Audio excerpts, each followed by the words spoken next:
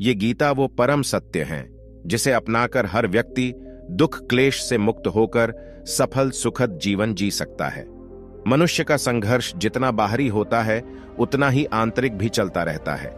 सोच और कर्म का संतुलन ही सफल जीवन का मंत्र है।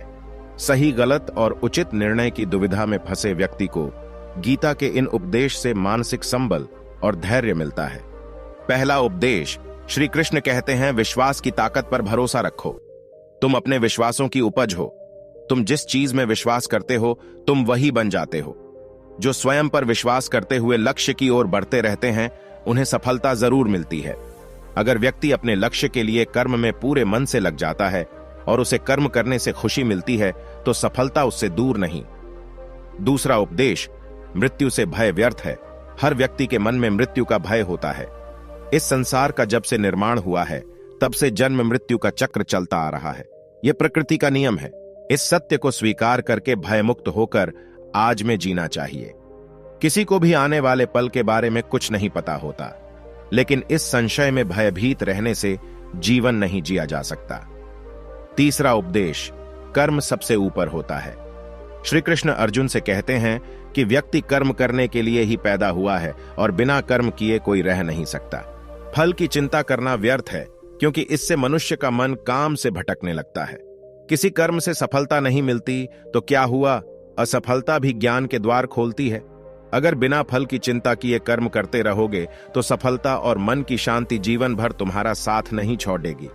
जो कर्म फल से विरक्त होकर कर्म करता जाता है उसका आध्यात्मिक ज्ञान बढ़ता जाता है। चौथा उपदेश, हमेशा स्वार्थी होना गलत है। जो व्यक्ति हमेशा स्वार्थ प्रेरित होकर फल की चिंता करते हुए कर्म करते हैं और सिर्फ फल ही उन्हें कर्म करने को प्रेरित करता है, ऐसे लोग दुखी और बेचैन रहते हैं क्योंकि उनका दिमाग हमेशा इसी उलझन में फंसा रहता है कि उन्हें क्या फल मिलेगा। स्वार्थी व्यक्ति सुखी नहीं रह पाता और ऐसे व्यक्ति से कोई भी संबंध नहीं बनाना चाहता। इसलिए स्वार्थ से ऊपर उठें और दूसरों का हित भी सोचें। पांचवा उपदेश, क्रोध से सबका नुकसान होता है। क्रोध या गुस्सा करना व्यक्ति के दिमाग में उथल पुथल पैदा कर देता है। आवेश में विवेकहीन होकर कई बार व्यक्ति अपना ही नुकसान कर बैठता है या फिर अपनी ही मानसिक शांति को भंग करके खुद को कष्ट देता है। क्रोध की अग्नि में बुद्धि और तर्क नष्ट हो जाते हैं और व्यक्ति बिना विचार किए बस अपने अहम की तुष्टि करने वाले काम करता है। गुस्सा व्यक्ति की विचार शक्ति को पंगु बना देता है और भ्रम पैदा करता है। छठवां उपदेश, मन का स्वभाव है कि यह आसानी से भटक जाता है। अगर जीवन को सफलता की दिशा में ले जाना है तो मन को काबू करना बहुत जरूरी है। श्री कृष्ण कहते हैं कि बार बार प्रयास करने से धीरे धीरे चंचल मन को वश में किया जा सकता है। मन को वश में करने से दिमाग की शक्ति केंद्रित होती है जिससे कार्यों में सफलता मिलने लगती है।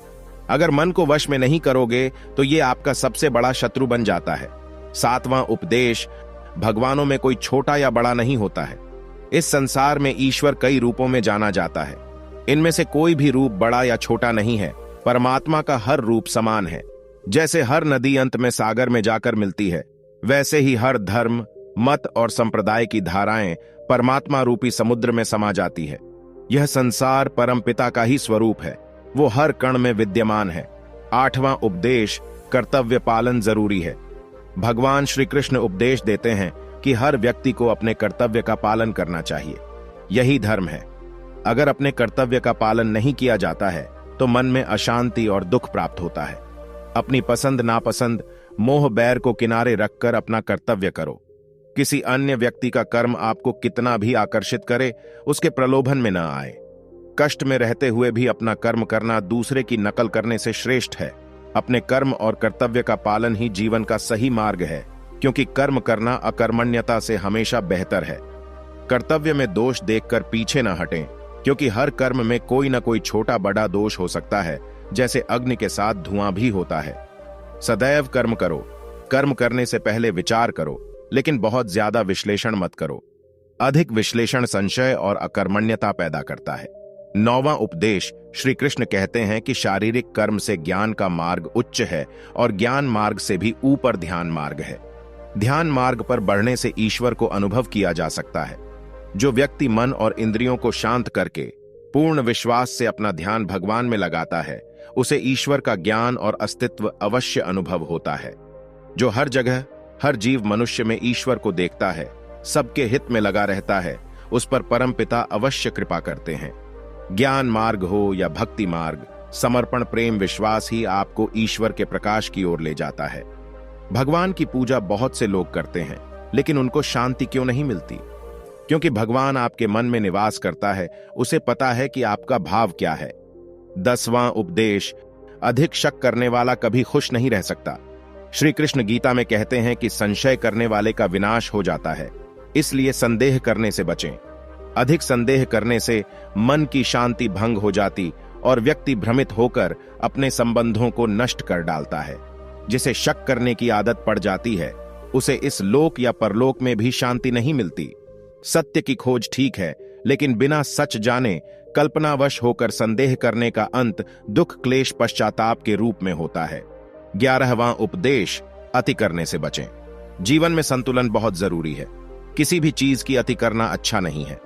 जैसे सुख आने पर प्रमाद करना और दुख आने पर निराशा में डूबे रहना, दोनों ही गलत है। असंतुलन जीवन की गति और दिशा को बाधित करता है, जिससे अनावश्यक कष्ट और दुखों का जन्म होता है।